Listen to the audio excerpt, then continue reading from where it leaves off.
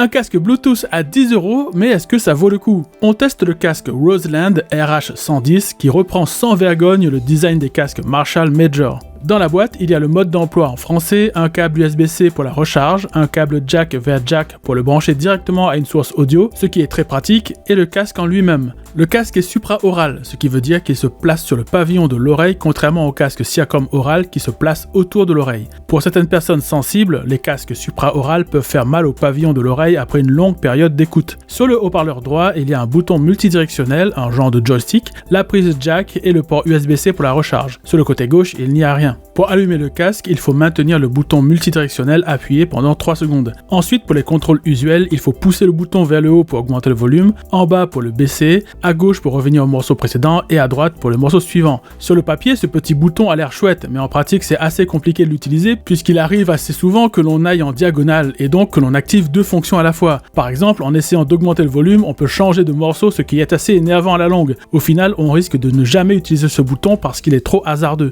En termes de qualité audio, les basses sont très présentes et étouffent les hautes fréquences. Les hautes fréquences sont assez atténuées et la définition générale n'est pas géniale. En comparaison, je préfère le casque Fresh & Rebel à réduction de bruit de chez Action que l'on a testé il y a quelques mois. Les basses sont aussi assez prononcées, mais les autres sons sont mieux définis, ils coûtent 2 fois plus cher mais je le trouve nettement mieux. Pour les appels téléphoniques, ce Roseland n'est pas génial non plus. On entend bien la personne en face, mais notre interlocuteur ne nous entend pas bien. Il y a du souffle et la voix semble noyée dans la compression numérique. Pour ce côté-là, on repassera. Pour 9€, vous n'aurez pas vraiment une super expérience avec ces Roseland si vous êtes un amateur de musique, mais il pourra convenir pour de l'écoute de podcasts ou de vidéos sur les réseaux. Si vous cherchez un casque pour de la musique, chez Action, les Fresh & Rebel feront grandement l'affaire. Merci d'avoir regardé cette vidéo, abonnez-vous pour plus de tests, à la prochaine!